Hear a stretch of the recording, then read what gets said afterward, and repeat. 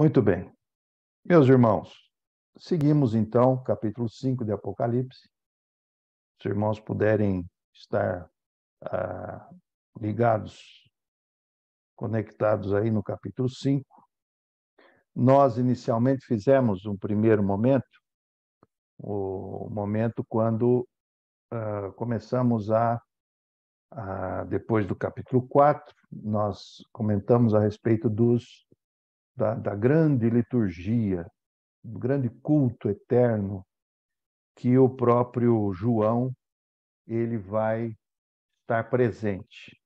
Nós aqui não temos outro meio para percebermos a não ser aquilo que o próprio João vai narrando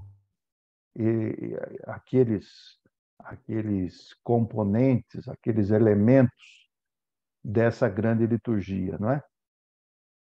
Portanto, depois no capítulo 5, nós entramos no capítulo 5, e o capítulo 5, ele é todo um capítulo que está focado no Cordeiro, né?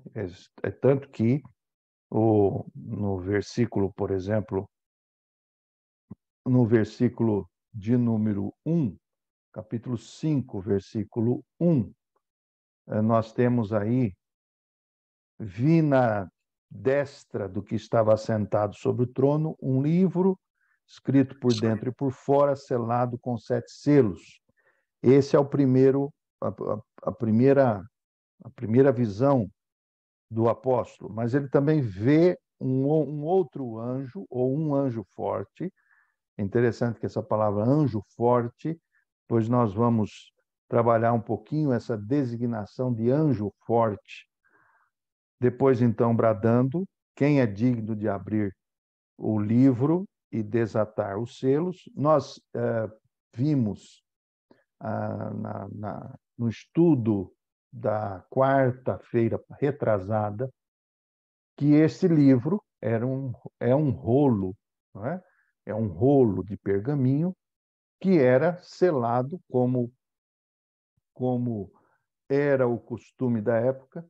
Ele era selado até que alguém desatasse esses selos. A pergunta desse anjo é: quem é digno? E nós vimos aqui que a reação de João, que João ele chega a chorar, então a manifestar suas emoções nesse ambiente eterno, e não se encontra, né, nem no céu, nem na terra, nem debaixo da terra, alguém digno de abrir o livro, quer dizer, capaz, idôneo, né? E nós vimos o que era de fato esse livro, o que era de fato esse rolo.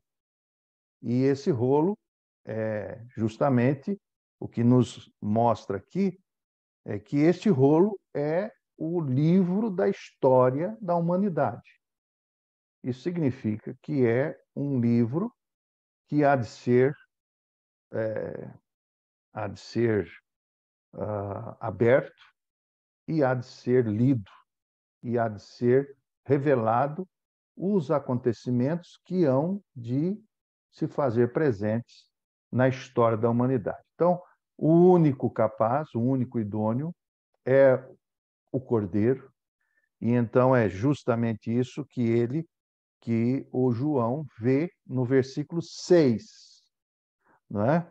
Eu vou pedir aí, então, novamente, que o nosso irmão Paulo possa ler capítulo 5, versículo 6 do Apocalipse. E é justamente o que João vê, mas que também já fora anunciado por esse anjo, ou melhor, por um dos anciãos, de que o leão da tribo de Judá, nós vimos também a respeito desse leão da tribo de Judá, a raiz de Davi, venceu para abrir o livro e desatar os seus selos. Então, Versículo 6, é aqui que nós paramos, tenho a impressão que nós paramos aqui no versículo 6. Então, Paulo, faz favor.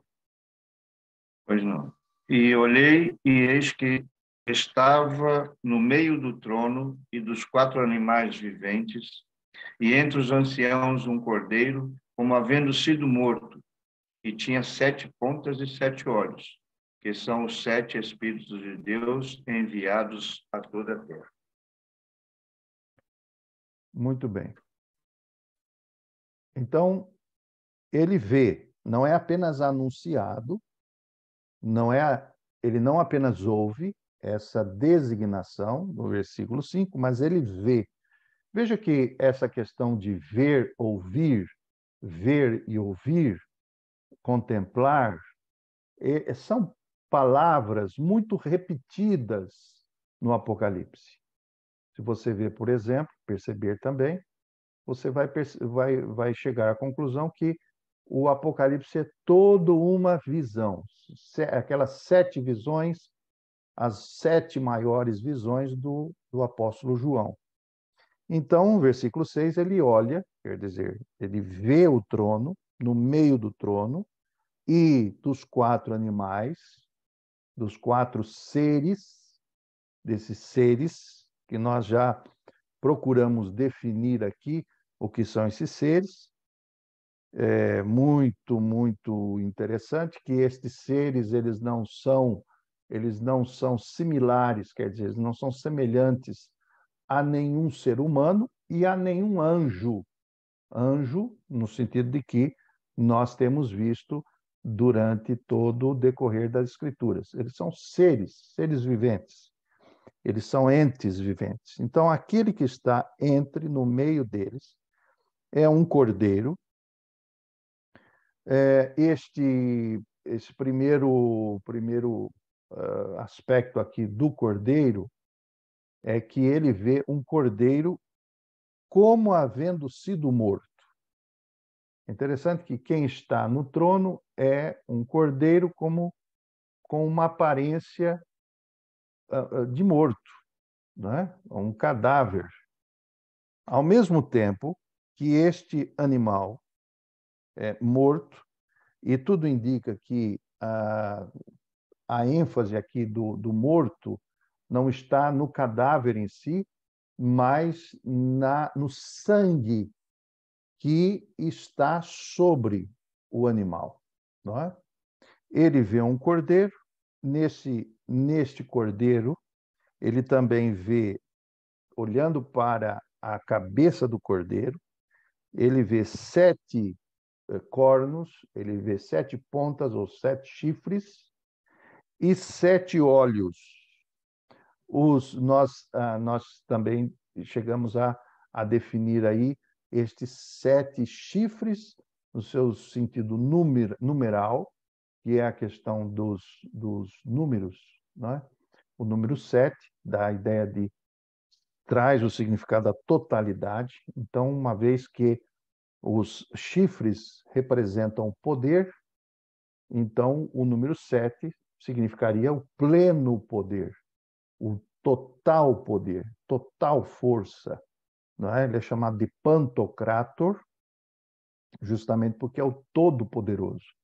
E os 7 olhos, não somente do ponto de vista da onipotência, mas este cordeiro é um cordeiro também onisciente, que tem 7 olhos, que são os 7 Espíritos de Deus enviados por toda a terra. Quer dizer, não são os 7, mas o número 7 dá a ideia, traz-nos o significado, mais uma vez, de plenitude, totalidade, todo conhecimento, todo olhar, não é?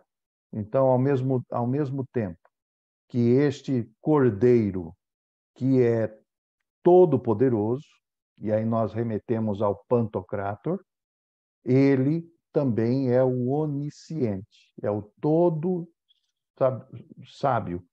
Ele conhece a tudo e a todos, ele sabe de todas as coisas, ele conhece o que está escondido e o que está revelado.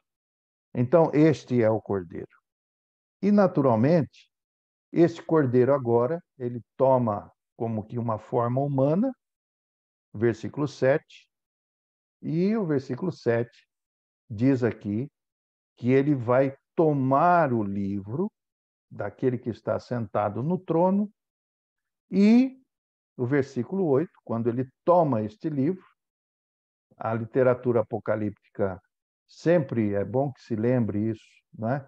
Ela sempre vai retratar o Messias como um cordeiro com chifres que lutaria por seu povo e conquistaria as forças do mal. Isso na apocalíptica judaica.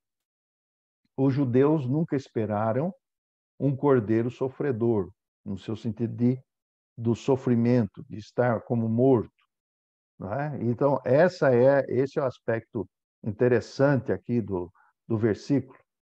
E, naturalmente, jamais o considerariam como Deus. Mas o cordeiro aqui, o cordeiro que está apresentado, ele será glorificado, adorado, e ele será, como está aqui, nos próximos versículos, ele será o próprio Cristo, que está a efetivar essa abertura dos selos, correto? Veja, então, o versículo 8 agora. O versículo 8 nos diz assim. Eu não sei se o Edmundo tem condição de, de fazer a leitura. Ali, Hassani vai ler. Hassani. Pronto. Então, Sânia, É o faz capítulo favor. 5, 5, versículo 5, 8. Uhum. Isso mesmo. Quando ele fez isso, os 4 seres vivos e os 24 líderes caíram de joelhos diante dele.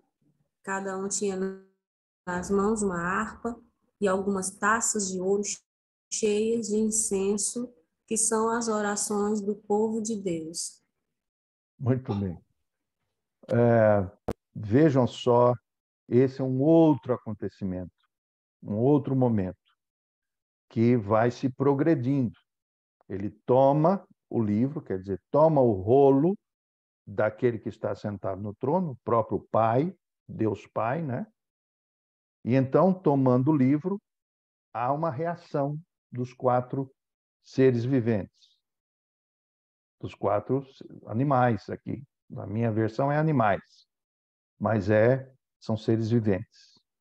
E os 24 anciãos, quer dizer, aqueles que representam o povo de Deus, tanto do Antigo Testamento quanto do Novo Testamento, eles estão com harpas, salvas de ouro, cheias de incenso, quer dizer, essas salvas, elas são como que aquelas, como diria a palavra, salvas não são cálices, mas são maiores que cálices.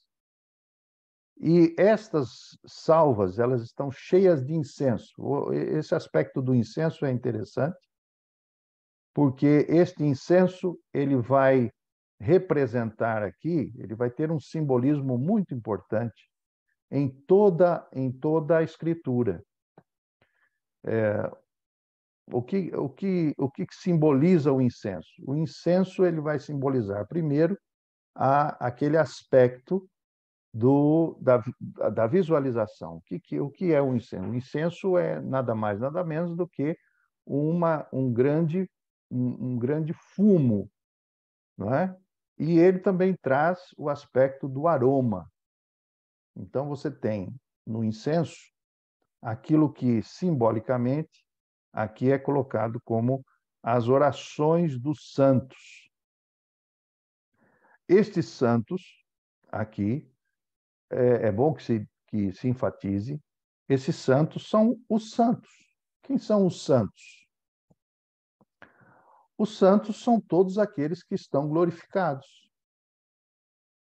E, naturalmente, em certa medida, também aqueles que estão eleitos na terra, quer dizer, os que estão já glorificados, suas almas estão com o Senhor, porque aquela gente não deixa de orar ao Senhor, e nós vamos ver isso no capítulo 6. Esses santos não deixam de orar nunca, porque estão sempre... O que é a oração? Oração nada mais é do que a adoração, súplica, intercessão. Veja, entenda-se uma coisa, eu não estou falando que os santos intercedem, nós podemos pedir aos santos. Não é isso.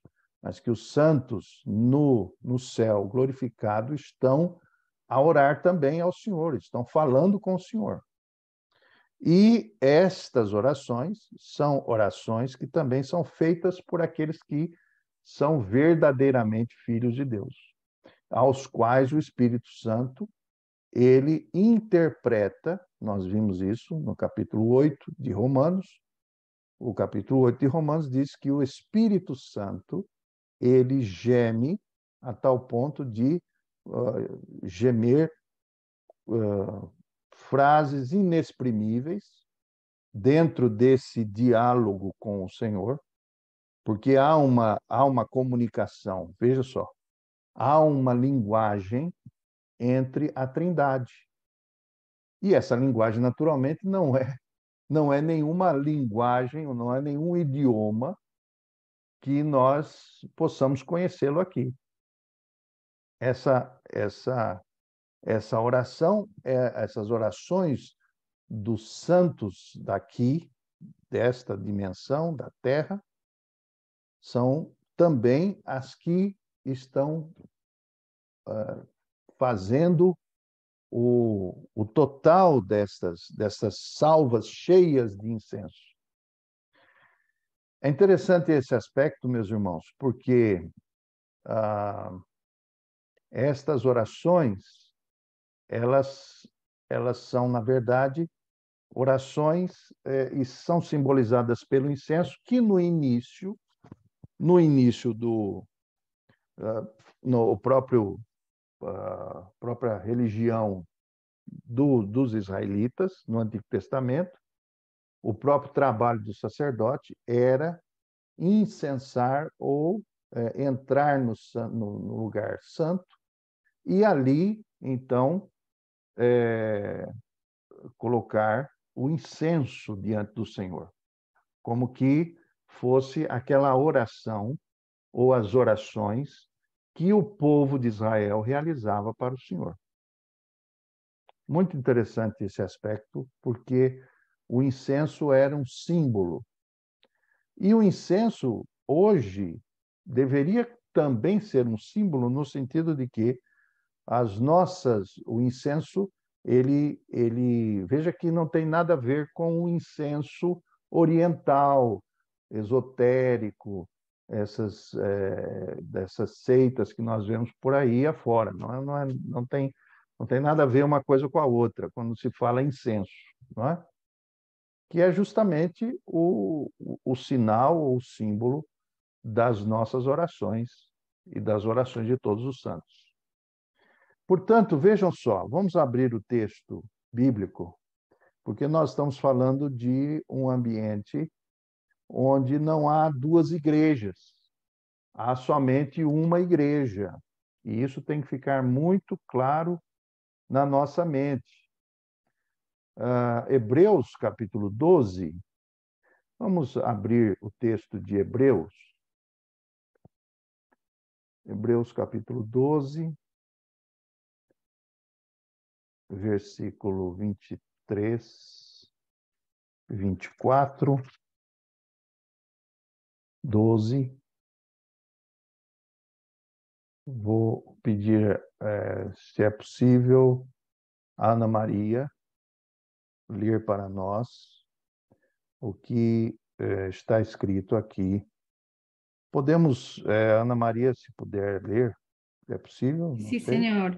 Capítulo Bueno, 12, versículo 22, 23 e 24. Faz favor. sí.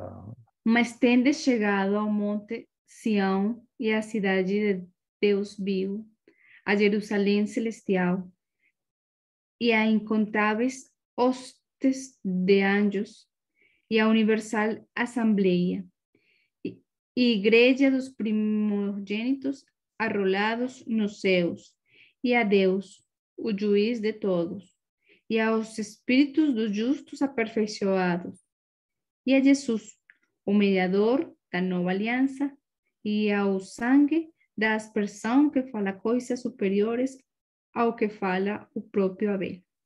Muito bem. Então, é a essa igreja que nós nos achegamos. Veja que há duas igrejas aqui. A primeira igreja, ela está nomeada aqui no capítulo 12, no versículo 18. Essa é a primeira forma da igreja, que é a igreja do Antigo Testamento. Versículo 18. Porque não chegastes ao monte palpável, aceso em fogo, a escuridão e as trevas, e a tempestade, ao sonido da trombeta, porque não podiam suportar o que lhes mandava, até se um animal tocasse o monte, seria apedrejado. E era tão terrível a visão que Moisés disse: estou assombrado e tremendo. Essa é a primeira realidade da igreja. Uma realidade primitiva, mas tanto quanto a presença do Senhor faz presença, né? Ele está presente aí. Mas nós não chegamos aí. Nós chegamos a uma igreja onde ela está composta de todos os que estão inscritos nos céus, a Universal Assembleia, a Igreja dos Primogênitos, aos espíritos dos justos aperfeiçoados, Jerusalém Celestial, milhares e milhares de anjos. Essa é a igreja na qual nós pertencemos. Nós fazemos parte dessa igreja. Por que que nós fazemos parte dessa igreja? Ora, fazemos parte dessa igreja porque o Espírito Santo ele está habitando lá, como está habitando em si, em mim e em si. Então, nós todos formamos uma unidade só. É claro que João Calvino, me lembro de João Calvino, ele enfatizava, e a Reforma sempre enfatizou, a igreja visível e a igreja invisível, é claro. Mas não quer dizer que a igreja visível, da qual nós fazemos parte, não fazemos parte da igreja invisível. Isso não quer dizer, né?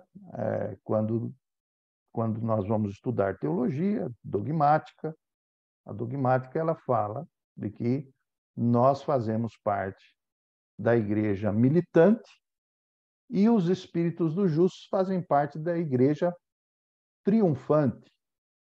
É a igreja visível e a igreja invisível. Mas isso não significa que nós somos duas igrejas separadas. Nós somos uma só. A tal ponto de que quando nós fomos salvos todos juntos. Quando fomos salvos? Fomos salvos antes da fundação do mundo. Então, quando o Senhor nos escolheu, ele nos escolheu antes da fundação do mundo. Coisa que só veio acontecer em nossa experiência, na nossa história, quando nós estamos aqui agora. Mas você e eu, pela graça do Senhor, fomos eleitos antes da fundação. O Senhor nos conheceu antes da fundação do mundo. O Cordeiro foi sacrificado antes da fundação do mundo. Quando nem um nem outro iria fazer o mal ou o bem. É impressionante isso. Não é? É impressionante. Mas fomos eleitos ali, em Cristo.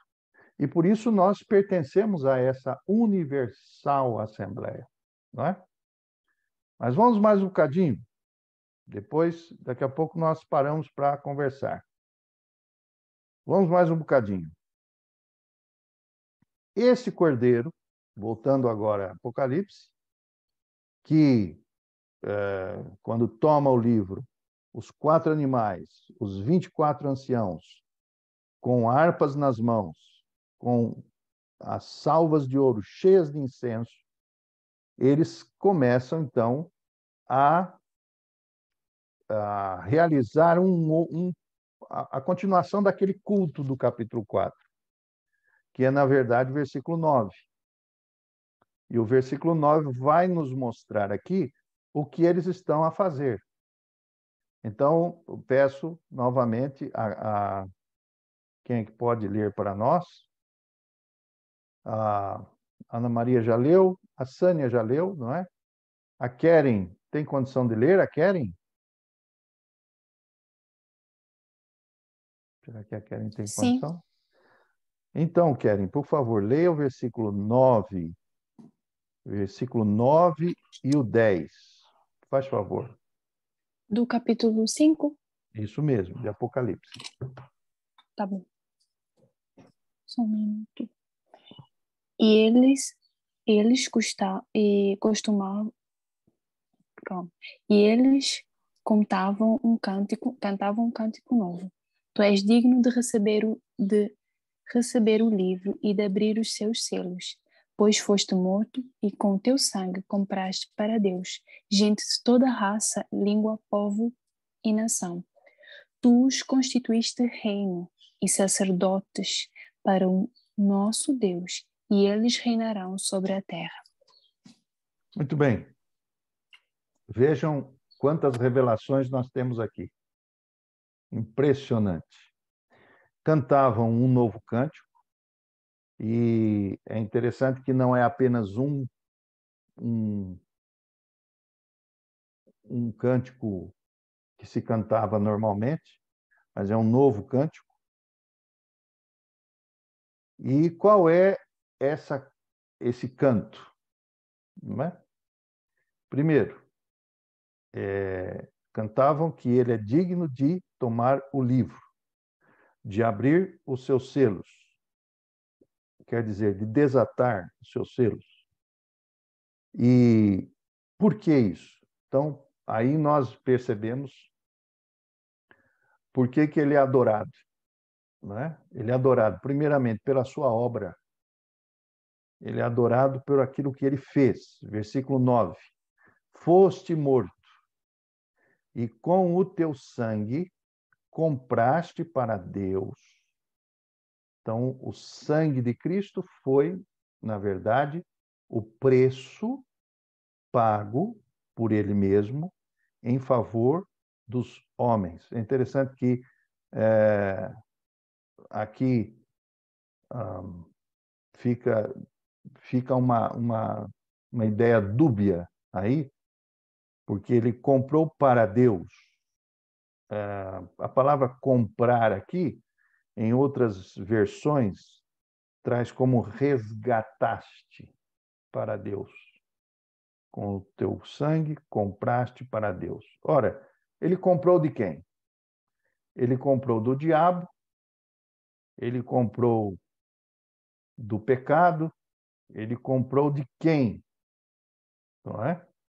Ora, as pessoas podem dizer assim, ele comprou do diabo para Deus. Não é uma boa resposta essa resposta, porque, na verdade, basicamente, nós não fomos comprados porque pertencíamos ao diabo. Nós, na verdade, pertencíamos àquilo que o apóstolo Paulo vai dizer em Romanos, capítulo 6. Então, vamos ao capítulo 6 de Romanos. Capítulo 6 de Romanos vai nos dizer de quem nós fomos comprados.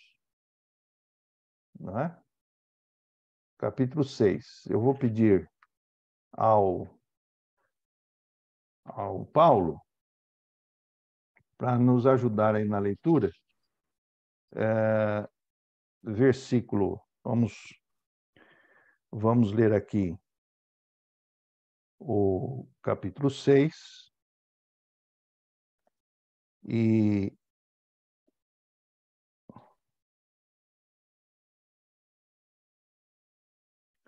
nós vamos ler aí o capítulo 6, no versículo de número 22. Primeiramente, o versículo 22, Paulo, se for possível. Romanos 6, 22. Mas agora, libertados do pecado e feitos servos de Deus, tendes o vosso fruto para a santificação e, por fim, a vida eterna. Muito bem.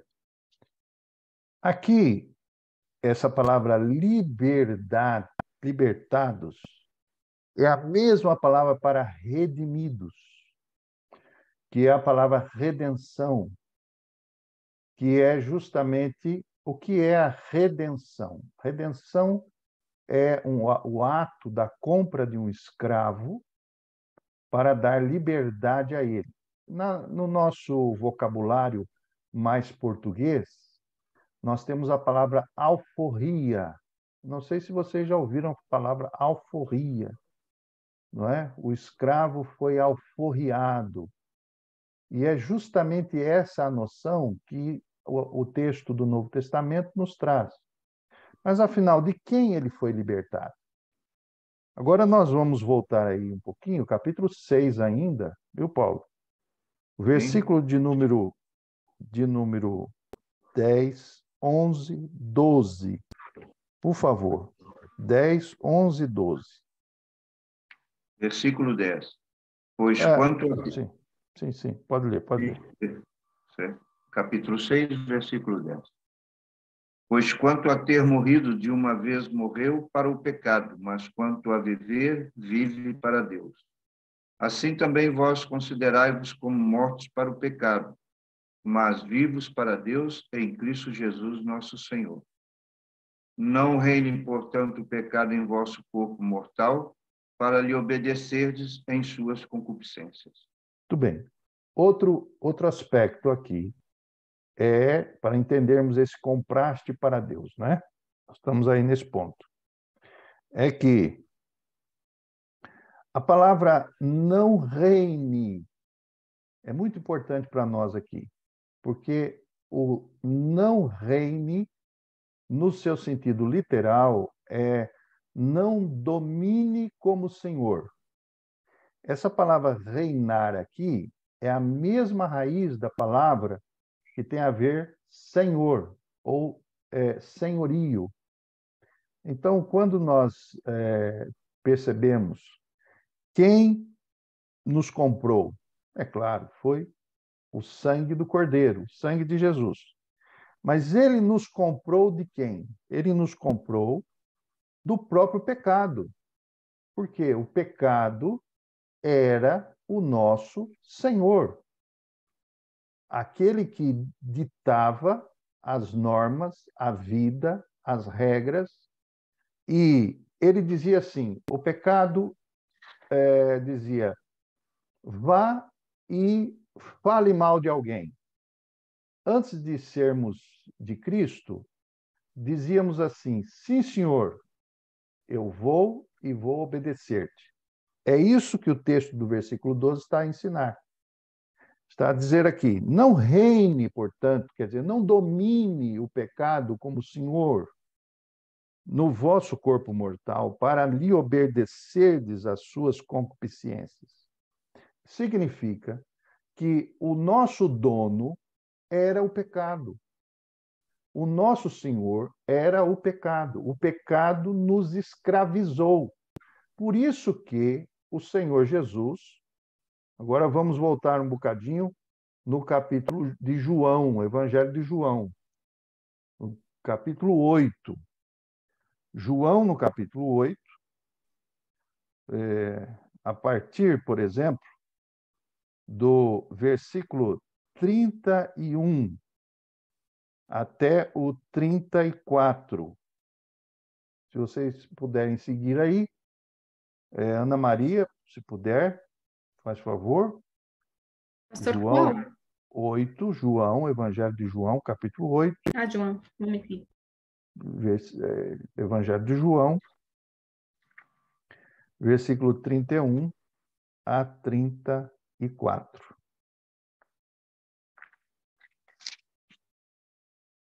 João 8, 31 a 34. João 8 dice, 31. Disse, pois, Jesus aos judeus que haviam crido nele: se vos permanecerdes na minha palavra, sois verdadeiramente meus discípulos, e conhecereis a verdade, e a verdade vos libertará. Responderam-lhes: somos descendência de Abraão, e jamais fomos escravos de alguém. Como dizes tu, sereis livres? Replicou-lhes Jesus: em verdade vos digo, todo o que comete pecado é escravo do pecado. E o escravo não fica sempre na casa. O filho, sim, para sempre. E pode ler o 36, faz favor. Se, pois, o filho vos liberta, verdadeiramente sereis livres. Então, de quem nós fomos comprados? Do pecado. Do pecado. O Senhor, o nosso Senhor, antes de Cristo era o pecado. O pecado dizia: vá lá e ligue para o seu vizinho e fale do seu outro amigo. E antes de Cristo você dizia: eu vou e faço. Eu vou e faço porque ele é meu dono. Depois que Cristo entra na vida de alguém, qual é a reação? A reação é: o pecado pode dizer para nós: vá lá e faça isso, isso, isso. Você pode fazer, mas você pode dizer não, porque o meu dono é outro.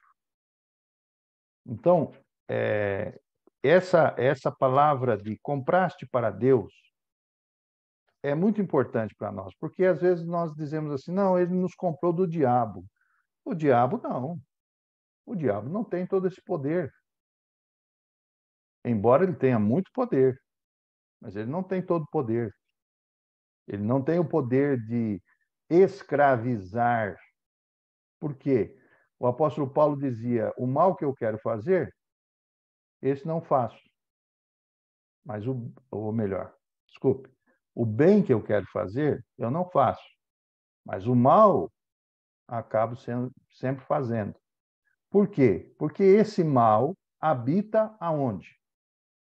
Onde é que o mal habita? Nosso coração. No nosso coração. Então, não há maior Senhor, a não ser Cristo, de um coração que está escravizado pelo pecado. Não é? Portanto, vamos em frente. Versículo 9. E com teu sangue compraste para... Voltando a Apocalipse 5, versículo 9. Com teu sangue compraste para Deus homens provenientes de toda a tribo, língua, povo e nação. E aqui nós temos três âmbitos, ou três origens, três tipos de origem. Quando o texto fala de tribo, ele está falando de família. Então, é o aspecto familiar. Quando Deus nos comprou através de Cristo, ele nos comprou pessoas de toda a tribo, quer dizer, de toda a linhagem familiar. Depois, então, depois diz, e língua, toda a linhagem da língua, do idioma. Depois, então, povo, toda a linhagem cultural. E depois, então, nação, toda a linhagem política. Então, nós temos 4 áreas aí onde o Senhor nos compra, de toda tribo, língua, povo e nação. Essa ênfase aí dá-nos a ideia de que ele nos uniu, que não existem mais fronteiras. Veja só, muito, muito, muito importante esse aspecto. Quando o Senhor Jesus ele nos compra, a única categoria que existe, qual é?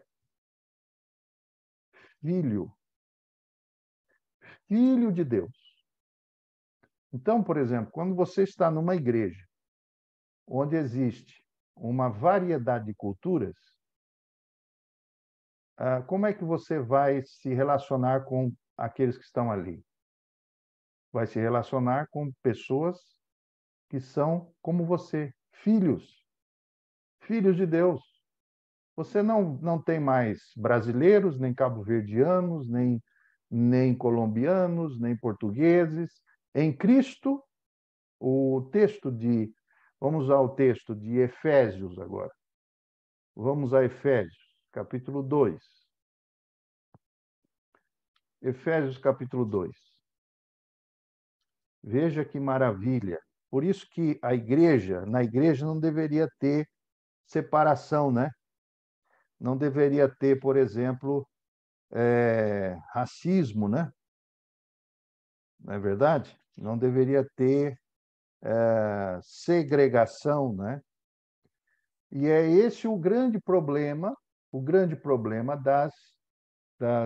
dos judeus e gentios no primeiro século. O apóstolo Paulo sofreu demais com esse negócio. Meus irmãos, como o apóstolo Paulo sofreu demais com isso? Porque ele dizia o que disse aqui, mas os judeus sempre queriam e sempre achavam que os judeus cristãos tinham prioridade, tinham proeminência. E, na verdade, veja só, vamos ler aí, Efésios, capítulo 2, versículo de número 13, por favor. A Sânia ou Edmundo estão com condições aí?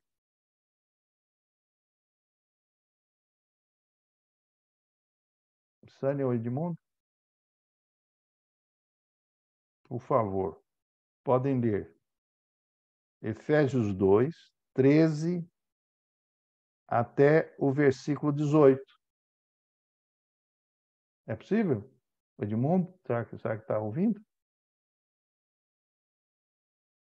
Acho que não, né? Edmundo?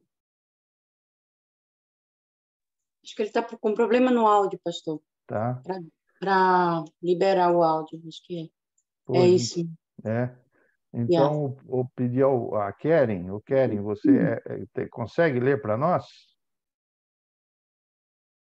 Sim.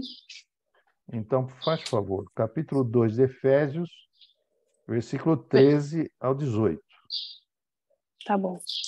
Mas agora, em Cristo Jesus, vocês que antes estavam longe foram aproximados mediante o sangue de Cristo, pois Ele é a nossa paz, no qual ambos fez um e destruiu a barreira do muro de inimizade, anulando em seu corpo a lei dos mandamentos expressos em ordenanças. O objetivo dele era criar em si mesmo os dois um novo homem, fazendo a paz e reconciliar com Deus os dois em um corpo, por meio da cruz, pela qual ele destruiu a inimizade. Ele veio e unificou, anunciou paz a vocês que estavam longe e paz aos que estavam perto, pois por meio dele, tanto nós como vocês temos acesso ao Pai por meio do Espírito. Então, meus irmãos, acabaram-se as tendências culturais, as tendências políticas em Cristo acabaram-se. Não há diferença entre uma raça e outra. Acabaram-se. Se existe, é por causa dos nossos pecados. Mas esta é a visão do Apocalipse. A visão do Apocalipse é de que ele comprou todos aqueles que são provenientes de todos que procedem de tribo, povo, língua e nação. Então, não existe mais essa tendência de dizer, porque você é brasileiro, porque você é colombiano, porque você é português, porque você é angolano, ou porque você é cabo-verdiano. Não existe, acabaram-se. E a grande dificuldade que nós temos no mundo de hoje, quando falamos de cristãos, é viver essa unidade na prática. Porque a cultura, ela sempre tende a a mandar em nosso coração, que é a cultura decaída, né? A parte da cultura que decaiu. Então, mais um bocadinho, vamos mais um bocadinho. Pastor, desculpa. Sim, pode Língua, fazer. língua es quê? Porque eu sei Como? que tribo é linhagem, povo é cultura, nação. A tribo representa a família. A família, sim. A linhagem é a família. É o aspecto familiar. Então, E não a existe. língua? Por exemplo, eu vou falar uma coisa aqui que muitos não vão gostar, certo? Não vão gostar. E vocês vão ficar com raiva de mim. Hoje, por exemplo, nós damos mais valor à família da carne do que à família da fé. Não é? Quando nós somos um em Cristo, e para vocês verem como nós precisamos amadurecer, crescer muito diante de Cristo, porque nós damos sempre mais valor à família do sangue do que à família da fé. Sempre priorizamos mais a família da carne do que a família da fé. Percebem isso? Então, quando o Senhor diz, Ele comprou-nos de todo o aspecto familiar, a língua, por exemplo, não a língua, né? O idioma, a palavra aqui é dialectos, o dialeto, né? Depois, então, ele fala sobre povo, questão cultural. A palavra aqui é etnia, é o grupo étnico. Os grupos étnicos acabaram. Eu vou contar aqui muito rapidamente, desculpa, o rapidinho é brasileiro. Muito rapidamente, o que aconteceu durante um período da fase do século XX. Criou-se uma ideia de que as pessoas que viviam em unidades homogêneas, quer dizer, grupos homogêneos, só eles conseguiam responder à fé. Então, nós tínhamos que pregar somente a um tipo de grupo étnico ou a uma etnia. E isso revelava que aquele grupo étnico específico, eles iriam conseguir responder à fé. Você não podia misturar, por exemplo, velho com novo, pessoas novas, crianças com adolescentes. Você não poderia misturar casais antigos com casais novos. Eram unidades homogêneas. Vejam só a que ponto se chegou dentro do movimento missionário no século XX. Mas eu queria só fazer isso para dizer que em Cristo acaba-se todas essas coisas, né?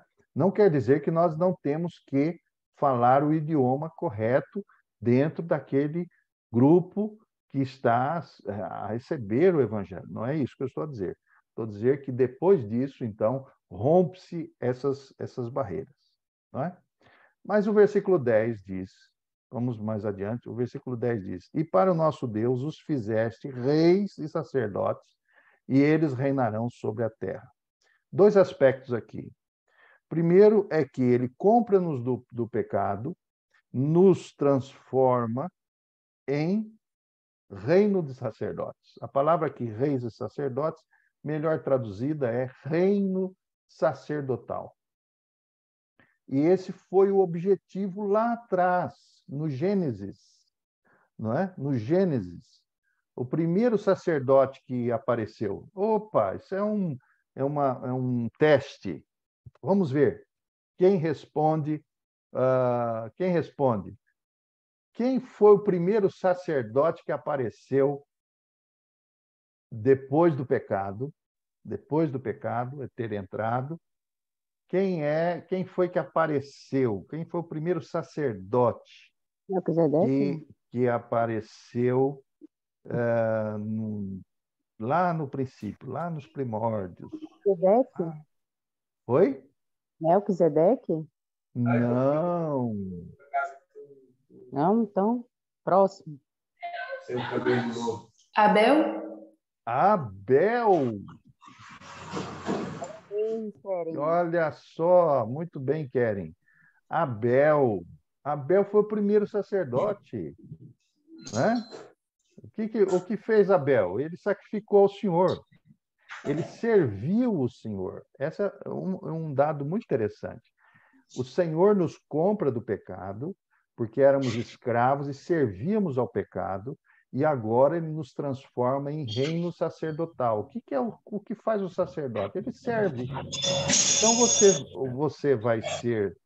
você vai ser salvo para ser um servidor, para ser servo a eternidade toda. Servo, e é interessante. Ok, Edmundo, tá bem, fique tranquilo, vocês estão nos ouvindo, tá ótimo. Então, essa experiência, o que nós faremos na eternidade? Nós serviremos ao Senhor. Nós seremos reino sacerdotal. O que faz o sacerdote? O sacerdote é aquele que serve ao Senhor, aquele que serve adorando ao Senhor. E é isso que nós vamos fazer. O fim último da nossa vida é adorar. Nós estamos aqui porque nós precisamos aprender a adorar ao Senhor. E nós precisamos olhar para o Apocalipse para aprender a adorar ao Senhor. Não é? E não somente isso. Diz aqui, e eles, esse é o segundo aspecto, e eles reinarão aonde? Quem responde aí, por favor? Eles reinarão aonde? Sobre a terra. Na terra. Olha a perspectiva de novos céus e nova terra. Porque você não vai ficar no céu a vida toda. Você vai reinar, você vai ser reino de sacerdotes nesta terra. Então, o que acontecerá? Acontecerá que a eternidade vai passar a uma realidade física. Você vai ressuscitar, essa é a perspectiva, e você vai viver como um servo de Deus nesta terra, vai adorar ao Senhor nesta terra como um sacerdote, não é? Então, é muito importante esses detalhes aí, porque às vezes nós passamos ao largo dessas questões. Quer dizer, quando se fala sobre a terra, se fala verdadeiramente a terra, não é? Eles reinarão sobre a terra. Versículo 11. Olhei e ouvi a voz de muitos anjos ao redor do trono dos animais, dos anciãos, e era o número de milhões, de milhares de milhares. Então agora todos estão juntos. Versículo 12. Com grande voz diziam, e esta é a doxologia. Olha aí a doxologia. Vamos colocar aí um novo... Nós temos 3 doxologias. O que é doxologia? Doxologia vem de uma palavra chamada glória. Doxa, no original do Novo Testamento, doxa é glória. Então, eles vão glorificar, eles vão entoar cânticos, eles vão dizer o quê? Não é? Versículo 12. Paulo, você pode ler para nós aí o versículo 12, por favor? Senhor. E com grande voz diziam, digno é o Cordeiro que foi morto de receber o poder e riquezas, e sabedoria e força, e honra e glória e ações de graça. Então, essa doxologia, elas são cantadas por todos os coros, cada vez maior. Veja só a importância do Cordeiro em desatar os selos. Só porque o Cordeiro tomou o livro da história, a história do mundo, do universo, nas mãos, ele é adorado. Os anciãos, os anjos mais eminentes cantam um novo cântico mais perfeito do que qualquer hino anterior ao Cordeiro, que é o Cristo, pois ele inaugurou uma nova era. Ele inaugurou uma nova era. Veja que ele não está mais na condição daquele servo sofredor. Agora ele é o rei não é? O Cordeiro que é o Rei. E todos os anjos e santos, como sacerdotes, eles são seguidos, né, pelo coro, enviam ao Cordeiro uma plenitude de atribuições divinas, que é uma doxologia aqui, como nós dizemos, olha, veja só, diz assim: digno é o Cordeiro que foi morto de receber o quê? Poder, riqueza, sabedoria, força, honra, glória e ações de graça. Não é? Então, esse é o Cordeiro, esse é o Senhor que nós estamos a falar. O versículo 13 diz: ouvia toda criatura que está no céu e na terra, debaixo da terra, que está no mar, todas as coisas que neles há, ao dizer: ao que está sentado no trono e ao Cordeiro sejam ações de graças, honra e glória e poder para todo sempre. Essa é a segunda doxologia. E a terceira doxologia, versículo 14: os 4 animais diziam amém, e os 24 anciãos prostravam-se e adoraram ao que vive pelos séculos dos séculos. Amém. Então, essa é vamos dizer assim, a introdução desses selos que serão abertos agora no capítulo 6. Não é? O capítulo 6, então, nós vamos entrar no capítulo 6, e que não será hoje, claro, mas todo esse capítulo 5, ele revela quem é, a ênfase está naquele que é o Cordeiro, mas que é o Todo-Poderoso, não é? E aquele que é adorado universalmente, tanto a dimensão visível quanto invisível, céus, terra, cosmos, toda esse universo, não é? E o que temos a ver com isso? Temos a ver com isso que é o Senhor que dirige este mundo, não é? Não é nem o Joe Biden, nem o Putin. Não é a União Europeia e nem os outros, nem o presidente da China, não é? Quem dirige este mundo é o Senhor. E quem dirige a sua vida é o Senhor. E ele tem a nossa história também já definida. E é isso que nós vamos ver no capítulo 6, quando o Cordeiro vai começar a desatar os selos. Não é? Que o Senhor nos ajude e nos dê o renovo da nossa fé, porque por tantas coisas que nos acometem, por tantas coisas que nós vemos, tantas situações dificílimas, tantos sofrimentos que nós vemos em outros, nós acabamos olhando demasiadamente para este mundo. Mas nós temos que olhar agora para Cristo. E essa é a importância que o Apocalipse nos traz aqui, o consolo que o Apocalipse nos traz. É que nós, enquanto nós vamos perceber toda essa malignidade nessa humanidade toda, se nós não colocarmos o nosso foco no Senhor, naquele que dirige a história, aquele que tem o livro nas suas mãos e aquele que desata os selos de acordo com a sua vontade, se nós não tivermos essa visão, esse foco, o que vai acontecer conosco? Nós vamos sucumbir, não é? Nós vamos sucumbir. Mas que esse capítulo 5 seja um motivo de glória ao Senhor. A glória, você possa dar glórias ao Senhor, não é? Digno és de tomar o livro, digno és porque foste morto, digno, glorificado.